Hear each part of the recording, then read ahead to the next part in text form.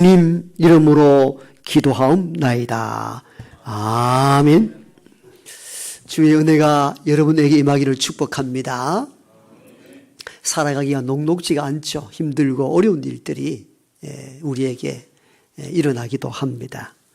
어떤 신문사에서 위기의 순간이 어떻게 살아왔는지에 대한 세상 사람들에 대한 이야기를 특집으로 다룬 적이 있었습니다. 그 가운데 한 편의 시민이 올린 자기 삶의 이야기를 잠시 나눌까 합니다. 6살 때 아버지가 갑작스럽게 돌아가십니다. 그런데 8살, 2년 뒤에, 아버지 돌아가시고 난 2년 뒤에 어느 날 일하시던 어머님이 가게로 큰 딸 아이, 자기 8살이죠. 딸을 부르는데 아주 이쁜 원피스 2벌과 그리고 많은 빵을 딸에게 품에 안기고 엄마가 어디 잠시 갔다 올 테니까 먼저 집에 들어가라 합니다. 그것이 8살 때 어머니와의 마지막 이별이 되고 맙니다. 결국은 동생들과 함께 온 남매가 의지할 곳 없어서 시골 할머니 댁으로 가서 살아가게 되는 이야기입니다. 일부 때는 이 정도 이야기를 했는데 더 글을 읽어보니까 그렇게 해서 인생을 어렵게 버티어 나갔는데 23세 때 좋은 사랑하는 남자를 만나서 꿈꾸는 가정, 자기들은 모든 부모가 상실된 속에서 살아왔던 것들을 회복하고자 결혼했는데 2 자녀 낳고 결국은 또 이별을 하게 되는 아픔을 경험하게 됩니다. 코로나 시국에 또 레스토랑을 인수해가지고 열심히 살아왔는데 잘 아는 정말 삶을 나누는 지인이 부도를 내고 어딘가 사라집니다. 결국은 아무것도 남지 않는 이 여인은 2 아이와 함께 시골로 전향하는 내용의 글이었습니다. 삶을 살아가면서 이 여인과 같이 아니하지만도 대부분 위기를 한두 번씩 다 경험하게 됩니다. 예상치 못했던 어려움들, 환란들, 위기가 찾아오는 것이죠. 미국의 상담 심리학자 필 맥그로우는 인생에 찾아오는 7가지 위기에 대해서 이렇게 이야기합니다. 첫 번째가 상실의 위기, 즉 사별이나 이혼 등으로 홀로 되었을 때 오는 위기가 있다고 말합니다. 2번째 위기가 공포, 두려움, 삶을 살아가다가 정말 공포스러운 일들을 경험하게 되었죠. 이것도 하나의 위기라 말합니다. 3번째 위기는 적응하지 못하는 것. 특히 아이들이 잦은 이 서로 말미암아 학교 친구를 사귀는데 매우 어려울 때가 있다고 합니다. 적응하지 못하는 것도 우리가 가서 새로운 친구 사귀면 되지 이렇게 말하는데 사실은 적응하는데도 굉장히 위기를 경험하게 된다고 말합니다. 그리고 우리가 아는 것처럼 4번째는 질병과 갑작스러운 사고, 이것도 인생에 찾아오는 위기라 말합니다. 정신질환들, 중독, 마지막 7째는 존재의 위기라 이렇게 표현하는데 이건 무슨 말인가 하면은 내가 왜 살아야 하는지 삶의 의미가 없을 때 가장 큰 위기가 온다. 이게 존재의 위기라 말합니다. 가끔 나이가 지긋하신 어르신들이 신방하거나 장기 요양병원에 계시는 분들을 신방할 때 이 존재의 위기를 가끔 느낍니다. 불편한 것 없으십니까? 마음의 소망이 무엇입니까? 지금 어떻습니까? 이렇게 물어보면은 어떤 요양병원에 있는 집사님은 목사님, 살아가기 너무 지루합니다. 너무 지루하다는 거예요. 그게 마음에 확 와닿을 때가 있었습니다. 존재에 대한 위기 있죠. 이렇게 살아가는 것이 의미가 있는가 하는 본연의 위기를 그렇게 표현한 것이죠. 이런 크고 작은 위기를 우리는 인생을 살아가면서 경험하게 됩니다. 오늘 본문에도 제자들이 느꼈던 위기에 대한 이야기입니다. 그 위기는 공포와 두려움, 즉 풍랑이라는 그 파도를 만났을 때 오는 공포와 두려움의 위기 앞에 놓여 있습니다. 따라서 우리는 이 본문을 통하여 위기의 특성은 어떤 것이고, 그리고 구체적으로 말씀으로 이 위기를 어떻게 극복할 것인가, 이 두 개의 주제 중심으로 말씀을 증거하도록 하겠습니다. 첫 번째 위기의 특성은 예측할 수 없는 위기가 있다는 것입니다. 오늘 제자들이 배를 타고 가는데 풍랑으로 인하여 배가 침몰할 지경에 놓이는 위기를 겪게 되는데, 이러한 위기는 예측할 수 없었던 것, 예상할 수 없었던 위기라는 특성을 가지고 있습니다. 그 사실을 알았다면 배를 타지 않았을 것이고 출발하지 않았을 것입니다.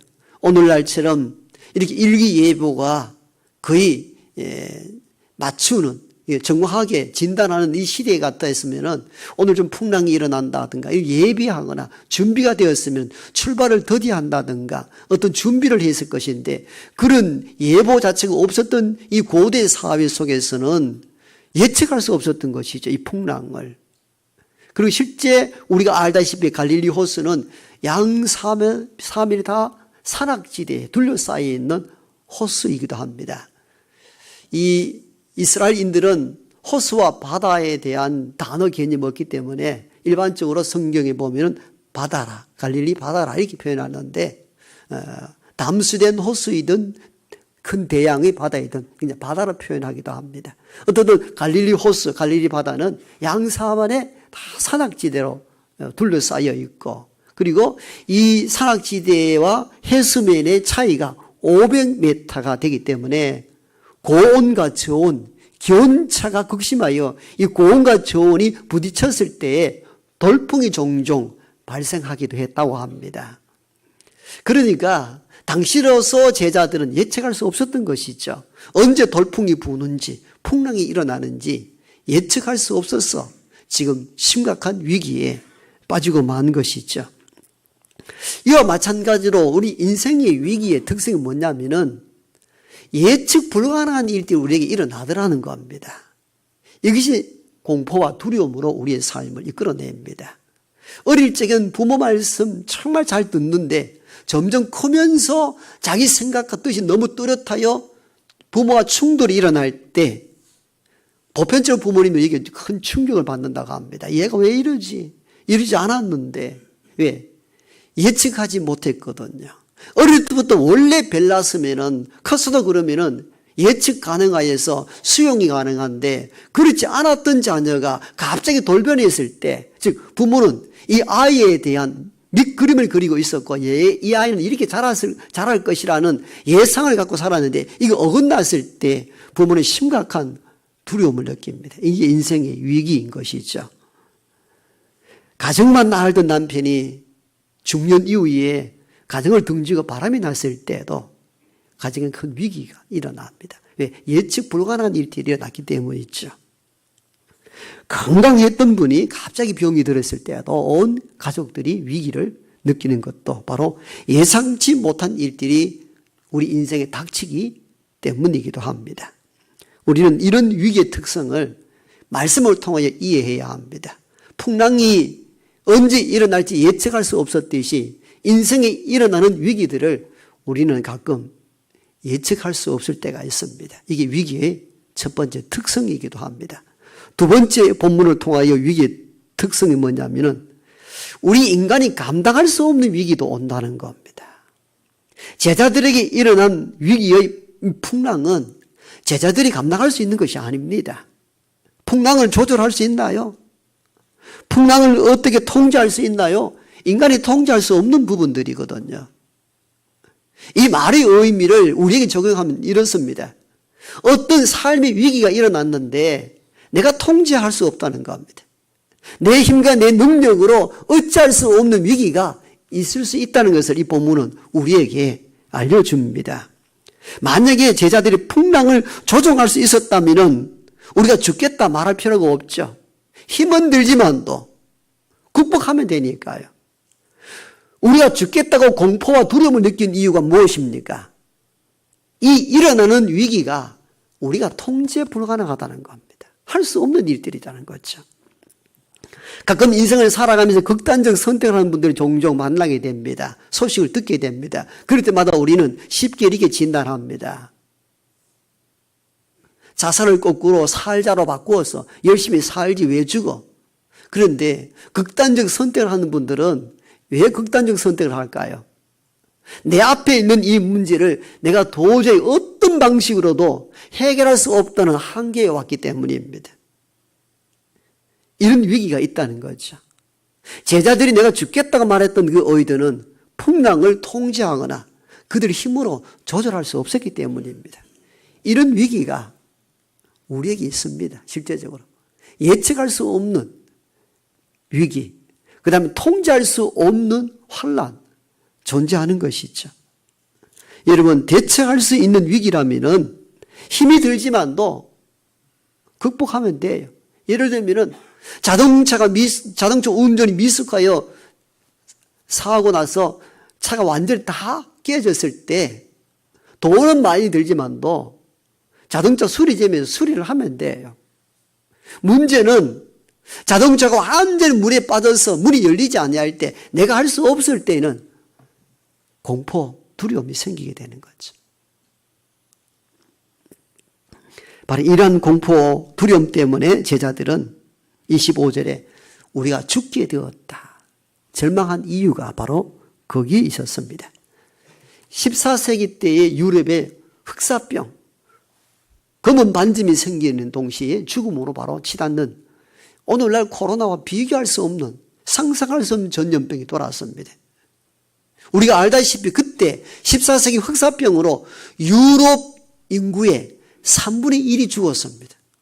3분의 1이라니까요. 상상할 수 없는 엄청난 수가 흑사병으로 죽었는데, 이보다 더 놀라운 것은 흑사병 시대에 죽었던 유럽의 3분의 1 인구 중에 70에서 80%가 흑사병에 전염되어 죽은 이가 아니라는 겁니다.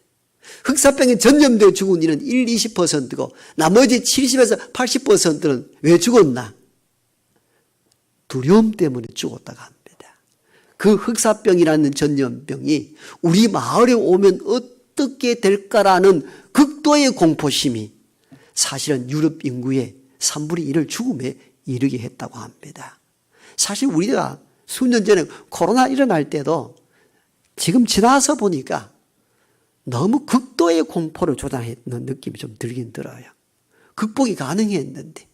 그러니까 다 막 두려워서 아무 일도 못하도록 만들어버린 정치적 의도가 있었는가 할 정도로, 바로 이 시대에 때도 14세기 흑사병 때도 바로 흑사병 때문에 전염 죽은 자가 아니라 극도의 두려움, 즉 우리가 감당할 수 없는 일들이라는 것이 바로 죽음에 이르게 한다는 것은 이 위기의 두 번째 특성이기도 합니다. 마지막 이 본문을 통하여 주신 위기의 특성 세 번째는, 위기에 빠진 사람들은 주로 위기만 본다는 겁니다. 즉 문제거리만 보고 안 된다, 절망한다는 특성을 갖고 있다는 것이죠. 제자들이 죽겠다 할 때 무엇을 본 것입니까? 풍랑을 본 것입니다. 갑작스러운 돌풍, 예측할 수 없었던 돌풍, 내 힘으로 조절과 통제가 안 된다는 그런 돌풍만 주목하여 볼 때는 죽겠다, 안 된다 할 수밖에 없는 구조를 가지고 있습니다. 출애굽한 이스라엘 백성들이 광야에 나아갔을 때에 대부분 우리가 죽겠다, 다시 애굽으로 돌아가자라고 절망합니다. 왜요? 이유의 근원이 어디 있습니까? 사막이라는 그 현장만 봤기 때문입니다. 사막에는 풀 한 폭이 나지 않습니다. 물 한 모금 마실 수 있는 우물이 보이지 않습니다. 그 현실만 보면 살 길이 없습니다. 그러니까 돌아가자는 거죠. 차라리 애굽으로 돌아가서 옛날처럼 노예 생활하지만도 먹거리는 충분하니까 그곳으로 돌아가자는 것입니다. 절망했던 것은 그들이 뭘 본 것입니까? 사막만 본 것입니다. 그럼 이런 위기를 어떻게 극복하고 대처할 것인가? 우리는 이 본문을 통하여 답을 얻어야 합니다. 위기가 다 있습니다. 예측하지 않았던 일들 발생하기도 하고, 일어난 이 사건들이 내 힘으로 도저히 감당할 수 없는 어떤 위기들이 분명히 있습니다. 근데 대부분 그 위기를 보고 절망합니다. 도저히 내 힘으로 극복이 불가능하니까요. 그런데 우리는 여기서 답을 얻어야 합니다. 그때 위기, 즉 문제를 보는 것이 아니라 주님을 바라볼 수 있어야 합니다. 자, 우리가 죽게 되었다라고 절망할 때, 죽게 되었다고 절망했던 그 제자들의 마음을 이해할 수 있잖아요. 예측할 수 없는 풍랑이었고, 그 풍랑을 제자들이 조절하거나 통제가 불가능하기 때문에 이제 죽게 되었다고 말한 거예요. 그런데 주님이 이 제자들의 이야기를 듣고는 책망하십니다. 이 제자들아, 이 믿음이 작은 자들아, 왜 의심하였느냐? 엄히 책망하십니다. 사실은 환경적으로 책망할 수 있는 순간이 아닙니다. 왜 본문에 보면은 우리가 죽게 되었다고, 풍랑으로 인하여 죽게 되었다고 할 때 주님은 주무시고 계셨거든요. 함께 일어나서 노를 젓든지 뭐 어떤 운동을 같이 해야 되는데 주님은 주무셨단 말이에요. 주무신 분이 뭔 할 얘기가 그리 많습니까? 오히려 미안하다. 너희들 이렇게 열심히 죽겠다고 말하며 일하는 동안에 내가 잠시 졸아서 미안하다. 그러하는 것이 인지상정 아닙니까? 그런데 본문을 보면 전혀 다른 예상할 수 없는 일들이 벌어집니다. 책망하십니다. 믿음이 작은 자들아, 왜 의심하였느냐고 야단 내십니다. 왜 그랬었을까요? 주님이 책망한 이유가 어디에 있을까요? 주님은 주무시는 것 같아 보였으나 주무시는 것이 아니었고, 주님이 보지 않는 것 같아 보였으나 주님은 이 현실을 다 보고 계셨던 것입니다. 제자들이 죽겠다 하였을 때에 그들을 본 것이죠. 그들이 풍랑만 보고 살 수 없다, 죽겠다라고 하는데 주님은 그들이 탄 배에 함께 계셨고 그들과 함께 있었다는 것입니다. 그런데 풍랑만 보고 죽겠다고 하는 제자들아, 와, 나 주님을 보지 않는다는 겁니다. 나를 봐야 되는데, 나를 의지해야 되는데 왜 그렇게 하지 않는다는 겁니다. 그래서 책망한 것입니다. 여러분, 우리가 이 본문, 오늘 8장 거의 끝자락에 나와 있는 본문인데요, 8장 앞절로 한번 넘어가 보십시오. 수없이 많은 기적을 일으키셨거든요. 본문에 마태복음 5장에서 7장까지는 우리가 알다시피 산 위에 올라가서 제자들과 온 무리들에게 하늘의 보화 같은 산상보훈의 설교를 하시잖아요. 이게 5, 6, 7장입니다. 모든 말씀을 가르치고 난 뒤에 8장 1절에서는 산에서 내려오사, 즉 말씀을 가르치고 난 뒤에 말씀대로 실제적 삶을 제자들에게 알려주십니다. 이게 8장과 9장입니다. 내려오셔서 한 일이 무엇입니까? 나병 환자를 고치셨어요. 백부장의 하인을 고치십니다. 베드로 장모의 열병을 치료하십니다. 각종 기적과 역사를 일으키십니다. 이게 8장의 안면보입니다. 엄청난 기적을 제자들과 함께 보이시고 역사하시고 간섭하셨어요. 이걸 다 경험했던 이들이 제자들입니다. 그리고 이 사건, 기적의 사건이 있고 난 이후에 지금 제자들과 함께 갈릴리에서 배를 타고 이동하는 중이에요. 그때 돌풍이 일어난 겁니다. 예수의 기적을 경험하지 않았던 게 아니에요. 다 봤어요. 눈으로 직접 보고 경험 다 했단 말이에요. 그러한 세상을 주관하시는 주님이 자기들이 탄 배에 있음에도 불구하고 풍랑만 보고 죽겠다가 말을 하니까 주님이 책망하신 거예요. 이 제자들아, 이 믿음이 작은 자들아, 왜 무서워하느냐? 왜 의심하느냐? 내가 너 앞에 이 배에서 돌풍을 만나기 전에 행하였던 그 기적의 역사, 주님 왜 바라보지 않는다는 겁니다. 그래서 책망한 거죠. 이렇게 책망하고 난 뒤에 주께서 바다와 바람을 꾸짖어 잔잔하게 했습니다. 그래서 27절에 이를 본 사람들이 이렇게 고백하죠. 이분이 어떤 분이시기에 바람과 바다도 순종하는 것. 이 말은 자연의 질서까지도 통제하고 조절할 수 있는 분이십니다. 이 고백이거든요. 그렇습니다. 주님은 창조주이실 뿐만 아니라 이 세상을 통제하고 조절할 수 있는 전능하신 분이신 줄 믿습니다. 이 세상의 자연현상까지도 조종할 수 있는 분이신데 왜 너 인생 책임질 수 없겠느냐는 겁니다. 그래서 책망하신 것이죠. 위기가 없는 분이 있습니까? 우리가 살아가면서 다 인생의 위기를 다 경험하게 됩니다. 어쩌면 하나의 위기가 끝이 나면 또 다른 위기가 또 도래야 합니다. 이게 삶입니다. 뭐 파도가 한 번 치면 끝이 납니까? 풍랑이 한 번 일어나면 끝이 납니까? 파도는 한 번 와서 쓰러지고 난 뒤에 그 다음 파도가 또 옵니다. 살아보니 그렇지 않습니까? 하나의 사건 위기가 있으면 끝난 줄 알았는데 또 몰아칩니다. 그럼 계속 풍랑이라는 그 위기만 보고 절망하고 살 것이냐는 거예요. 주님이 여기에 대하여 분노를 터뜨리고 책망한 것이에요. 너 주님 믿는다면서, 예수님 믿는다면서, 그럼 왜 예수를 보지 않느냐는 거예요. 여러분, 우리가 오늘 본문을 통해서 보듯이 제자들처럼 위기가 도래했을 때 거의 동시적으로 우리는 이렇게 위기만 봅니다. 위기만 보니까 안 될 것 같아요. 내가 할 수 있는 일이 아니거든요. 여러분, 위기도 내가 극복할 수 있는 힘이 있으면은 극복하면 돼요. 그런데 우리가 무너지는 가장 큰 이유는 뭐예요? 아무리 힘을 쓰고 애를 써도 내가 할 수 있을 것 같지 않다는 위기. 이 위기를 경험할 때는 대부분 쓰러집니다. 대부분 낭망합니다. 그리고 밥을 먹을 수가 없고 힘을 쓸 수가 없고 스스로 이렇게 말합니다. 죽을 것 같아라고. 왜요? 위기만 보기 때문입니다. 믿음의 사람은 위기일 때 위기를 보고 낙심할 자가 아니라 주님을 바라볼 수 있기를 원합니다. 이게 답입니다. 다른 답이 없습니다. 왜 예수를 믿습니까? 그냥 마음의 안정 때문에 그렇지 않아요. 예수님은 바람과 바다도 순종할 수 있게 만드시는 전능하신 통치자이십니다.